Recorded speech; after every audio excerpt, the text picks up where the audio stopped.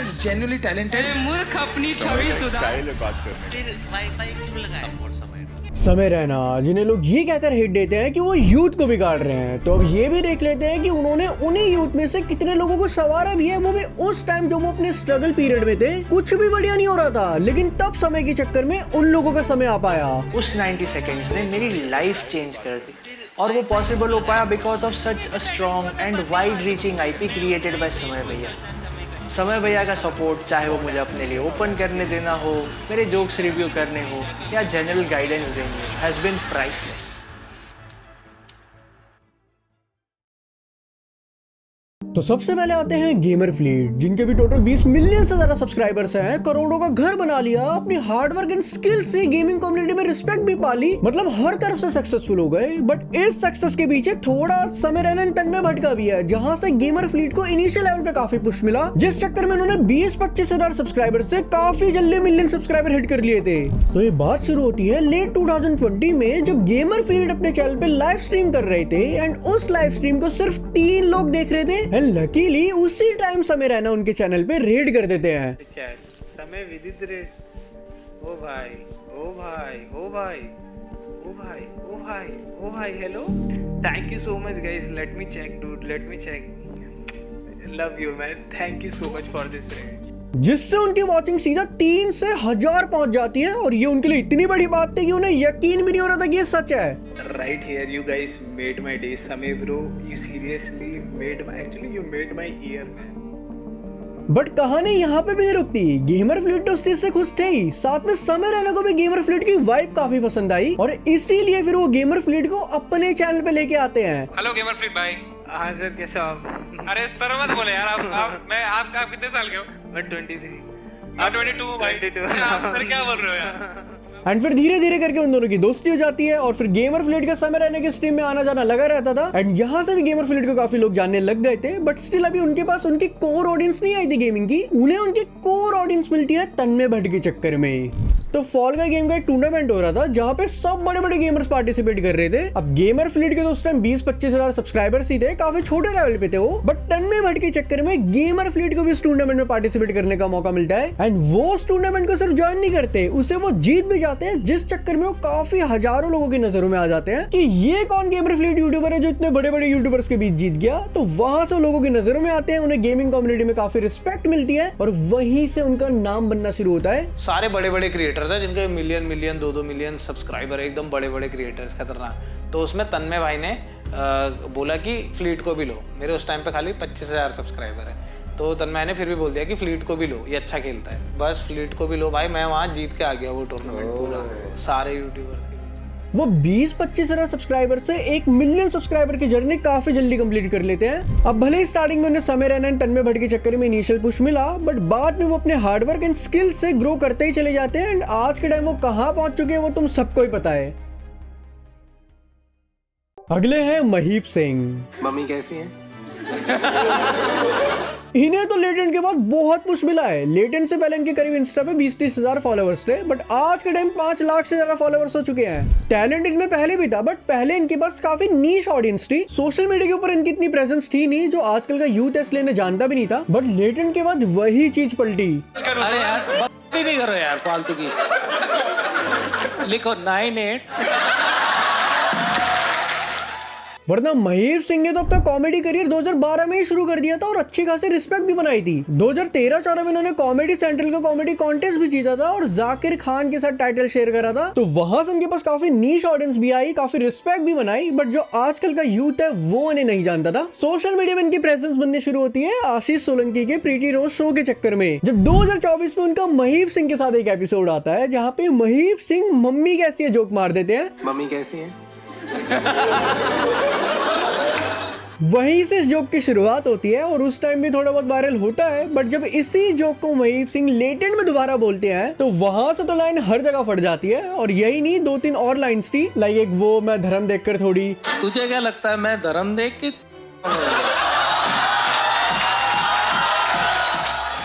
और दूसरा लिखो 98। अरे यार अभी नहीं करो यार फालतू की, लिखो 98।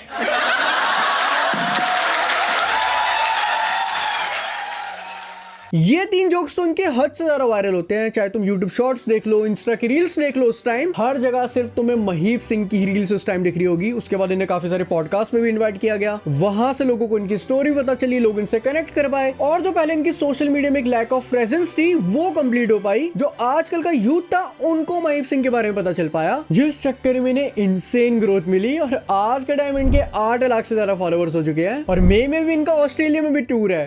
अब आई एम नॉट सेइंग कि जो भी हुआ समय रहने के चक्कर में हुआ, उनके लेटिन के चक्कर में हुआ, ऑब्वियसली उनका खुद का टैलेंट है, अच्छा सेंस ऑफ ह्यूमर है, जिस चक्कर में उन्होंने पहले भी नीश ऑडियंस कमा ली थी, बट उनका वही टैलेंट आजकल के यूथ को समय रहने के लेटिन के चक्कर में दिख पाया। अगली आती है शैरॉन वर्मा, जो लेटेंट से पहले कुछ भी नहीं थी, लेकिन लेटेंट के एक एपिसोड के बाद से इनके सीधा इंस्टा पर 2 लाख से ज्यादा फॉलोअर्स हो जाते हैं। मतलब इनके वीक इंडिपेंडेंट वुमेन जोक ने इन्हें आज स्ट्रॉन्ग इंडिपेंडेंट वुमेन बना दिया है।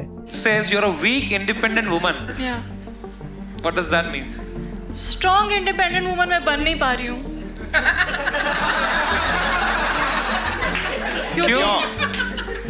क्योंकि जनरेशनल वेल्थ नहीं थी मेरे पास, तो मेरे को इंडिपेंडेंट बनना पड़ा और I am just at that point कि मैं किसी भी पॉइंट पे डिपेंडेंट हो सकती हूँ। क्योंकि यही जोक इनका सबसे ज्यादा वायरल हुआ था और जब लेटेंट में इन्होंने ये परफॉर्मेंस दी थी उस टाइम इन्हें सिर्फ 5 महीने हुए थे कॉमेडी स्टैंड अप करते हुए। उससे पहले इन्होंने 2019 में शुरू करा था, बट उसके बाद फिर कोविड आ गया था, जिस चक्कर में उस टाइम इन्होंने छोड़ दिया था। But still she killed it, मतलब सिर्फ 5 महीने हुए थे स्टैंड अप करते हुए, लेकिन इन्होंने इतनी अच्छी परफॉर्मेंस दी कि समय ने सामने से इन्हें अपने शो की ओपनिंग के लिए इन्वाइट कर लिया। Would you like to open my show on 21st? I would love to. Let's go!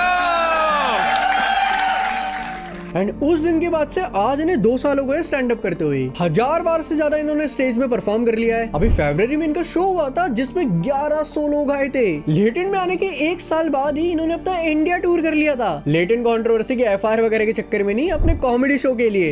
And अभी भी इनके मल्टीपल स्टेट्स में शोज हैं। 7 महीने पहले इन्होंने अपने चैनल पे पहली स्टैंड अप कॉमेडी वीडियो डाली, उसमें भी 5 मिलियन व्यूज होने वाले हैं। सेकंड स्टैंड अप में 3 मिलियन व्यूज हो गए। शैरॉन जिस ईयर लेटेंट पे आई थी उसी साल इन्होंने अपने बर्थडे में रेजोल्यूशन लिया था कि इस साल से वो कॉमेडी परस्यू करेगी, तो उन्होंने स्टैंड अप करना शुरू करा और 5 महीने बाद ही उन्हें लेटेंट में आने का मौका मिला, जिसने सब कुछ पलट के रख दिया। आपको पता है बिहार इतना एडवांस है, वहाँ पैटर्निटी टेस्ट नहीं होता।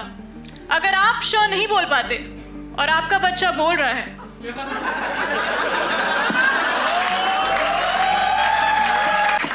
तो shit just got real. Obviously she has a talent, but अगर लेटेंट नहीं होता तो इतनी ग्रोथ इतनी जल्दी तो नहीं मिलती। लेटेंट के चक्कर में इनका टैलेंट उन करोड़ों लोगों के पास पहुंच पाया, जिसने इनकी पूरी लाइफ चेंज करके रख दी। अगले आते हैं नमन अरोड़ा। ये पिछले 10 साल से राइटिंग, कॉमेडी, थिएटर, एक्टिंग सब कर रहे थे, बट फिर भी इन्हें वो लेवल का फेम नहीं मिल पाया था जो इन्हें लेटेंट में सिर्फ 17 मिनट की परफॉर्मेंस देने से मिल गया। देखो, जैसे इंटरनेट पे गाली पड़ रही है तो फिर वाईफाई क्यों लगाया है?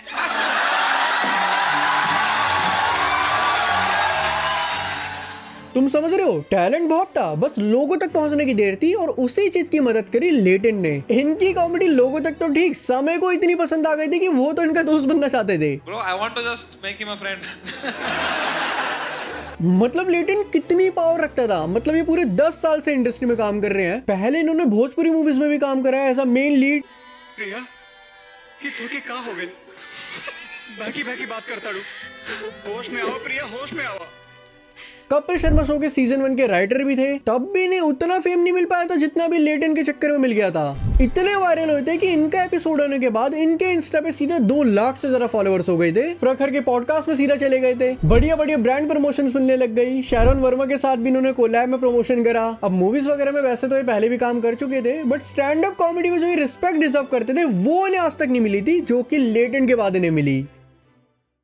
अगले आते हैं मनमीत सिंह। भाई इनकी तो जो लेटेंट के बाद लाइफ पलटी है, मतलब क्रेजी। लेटेंट से पहले इनकी एकदम नॉर्मल लाइफ थी, बस टाइम पास के लिए थोड़ा बहुत कंटेंट बना लेते थे। एंड वहीं से इनकी एक वीडियो भी वायरल हुई थी जहां से मीम टेम्पलेट बन गए थे उस टाइम। कितना दा फील हो रहे थे? की साडी। हाँ जी, एंड उसी मीम के चक्कर में ये लेटेंट में सेलेक्ट भी हो पाए थे। तो बस उस चक्कर में लेटेंट में आए, वहां इनकी परफॉर्मेंस से ज्यादा इनका कॉन्फिडेंस चमका। नहीं ये तो सुपर पावर होती ना कि 8 इंच के साथ 5 में भी ऐसा कॉन्फिडेंस है, 8 वाली शांति है। जिसके बाद इन्हें सीधा मैन एक्सपी के पॉडकास्ट में बुला लिया गया। उसके बाद मनमीत को सीधा रोडीज में जाने का मौका मिला। वो टीवी शो करा, वहां से इनके अच्छे खासे कनेक्शंस बने। फिर फुकरा इंसान का शो आया था गेम ऑफ ग्रीड, उसमें भी इनको बुलाया गया। और फिर यूट्यूब वगैरह में जो शोज वगैरह होते थे वहां पे भी इन्हें इन्विटेशन आता था। इन सब चक्कर में इनको फेम प्लस इनके अच्छे कनेक्शंस बने। आज के टाइम इनके इंस्टा पे 1 लाख से ज्यादा फॉलोअर्स हैं एंड अब ये full time professional content creator बन चुके हैं। आई फील जो कॉन्फिडेंट होते हैं वो चीजें जल्दी एग्जीक्यूट करते हैं। लेटेंट में भी इन लोगों को इनका कॉन्फिडेंस से पसंद आया था। उसके बाद इन्हें जो भी अपॉर्चुनिटीज मिली मनमीत ने सारी ग्रैब करी। सही टाइम में इन्होंने बढ़िया कंटेंट बनाना शुरू कर दिया, जहां से एक स्टेबिलिटी आ गई। इसलिए आज के टाइम में काफी अच्छे खासे लेवल पे आ गए हैं। अगले आते हैं कुशल Bhanushali. Can I ask you a question मेरे भाई? हाँ. कौन से आंख में देखूं मैं?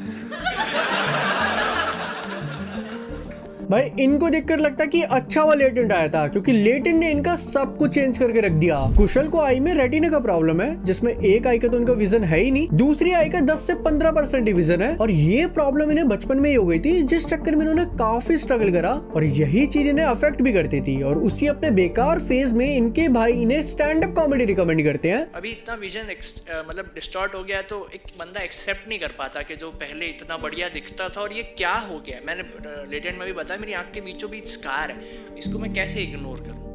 मैं तो वो एक्सेप्ट नहीं कर पा रहा था।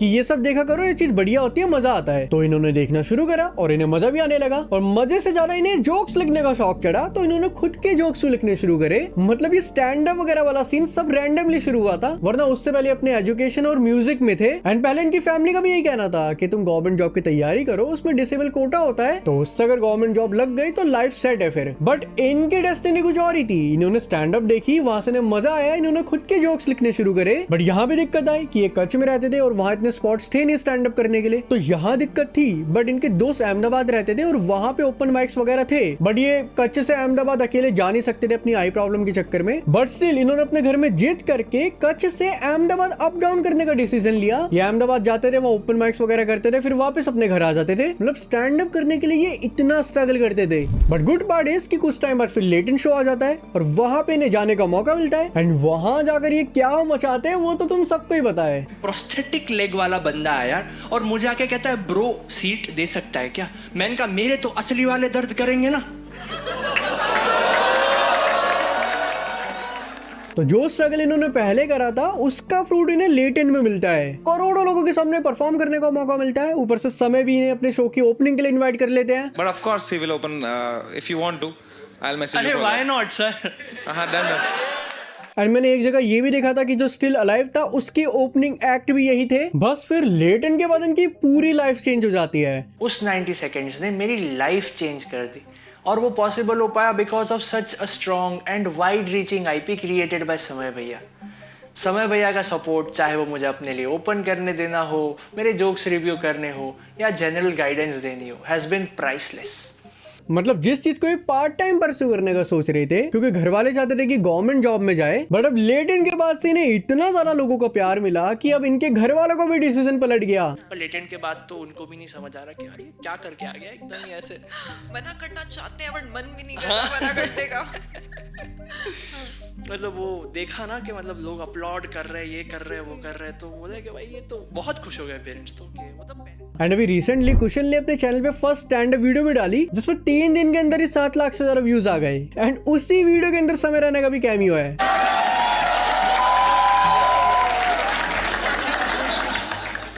बढ़िया, एट द एंड जो कुशल डिजर्व करता था वो उसे मिला।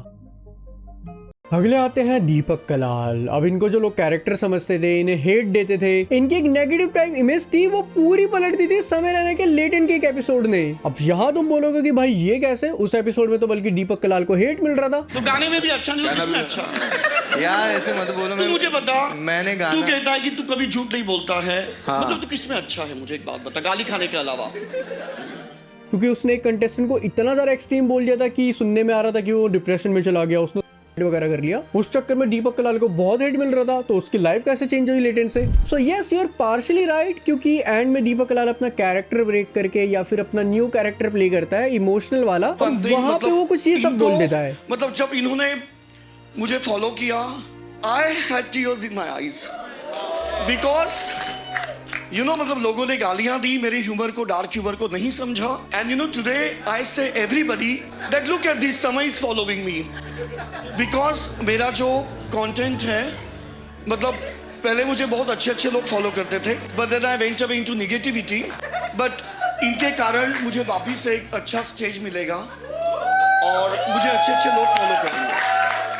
तो इस सेगमेंट के चक्कर में दीपक कलाल को ऐसा सपोर्ट तो मिल ही रहा था कि बंदा कैरेक्टर में भले ही ज्यादा बोल देता है, बट असल में दिल का बढ़िया है। बट असली लोगों का सपोर्ट तब आने लगा जब दीपक कलाल उसके बाद बैक टू बैक हर पॉडकास्ट में जाने लगा, और वहां पे वो अपने कैरेक्टर में बात नहीं कर रहा था, अपनी वो रियल साइड दिखाकर इमोशनल बातें करने लगा, रोने लगा, बताने लगा कि कैसे उसने फेम के लिए क्रिंज बना करा, कैसे इन सब चीजों के चक्कर में उन्हें हेट मिलता है, कैसे लेटेंट ने उसकी पूरी लाइफ बदल दी। जैसे मत सुनो, क्योंकि हर एक बंदे को समय रहना नहीं मिलता है। मतलब मैं तो आग के गोले पे चल के आया हूँ। मैं यही कहूंगा कि भाई अच्छा ही कंटेंट बनाओ। दीपक कलाल की इसी रियल साइड को देखकर लोग इमोशनल होने लगे, उसे सपोर्ट करने लगे, और इतने सालों से जो वो एक कैरेक्टर प्ले करके चल रहा था, लोग उसे थोड़ा कार्टून वगैरह समझते थे, लोगों का उस चीज को लेकर परसेप्शन चेंज हो गया था। मतलब आई वुड से कि दीपक कलाल ने लेटेंट के फिल्म को बहुत अच्छा यूज करा था उस टाइम। तो लेटेंट के बाद तो दीपक कलाल को बहुत सपोर्ट मिला था, बट आई थिंक अब वापस से वो वही सब करने लग गया जो पहले करता था। तो यही थे कुछ लोग जिनकी लाइफ समय रैना एंड लेटेंट शो के चक्कर में काफी चेंज हुई। टैलेंटेड ये सब थे, बट वो टैलेंट करोड़ों लोगों के सामने पहुंचाने का काम इंडिया गॉट लेटेंट ने कर दिया था। अदरवाइज आए तो लेटेंट में बहुत सारे लोग थे, बट फेमस कुछ ही लोगों पाए जो एक्चुअल में टैलेंटेड थे। एंड सब ने अपने पॉडकास्ट में बताया कि समय रैना ने उनकी बहुत हेल्प करी, लेटेंट के बाद भी काफी हेल्प करी, उन्हें अपने शो का ओपनिंग एक्ट बनाया, उन सब के साथ वो टच में रहे, उन्हें गाइड करा, और उनकी ग्रोथ के लिए जो भी चीज पॉसिबल हो सकती थी वो सब समय रैना करते थे। तो हाँ, कुछ लोग कहेंगे कि समय रैना और लेटेंट का बहुत नेगेटिव असर पड़ रहा है यूथ के ऊपर, ये शो वगैरह तो आना ही नहीं चाहिए था। But at the same time अगर तुम दूसरी साइड से भी देखोगे तो इसी शो के चक्कर में आज काफी लोगों की लाइफ बन चुकी है। बाकी हाँ, और भी लोग जिनकी लाइफ समय रहना ये लेटेंट के चक्कर में बदली हो, वो तो मुझे कमेंट में बता सकते हो, जो इस वीडियो के अंदर मैंने इंक्लूड ना करे हो। और अगर कमेंट करने जा रहे हो तो यार चैनल सब्सक्राइब कर देना, क्योंकि हमें 1 लाख हिट करने हैं।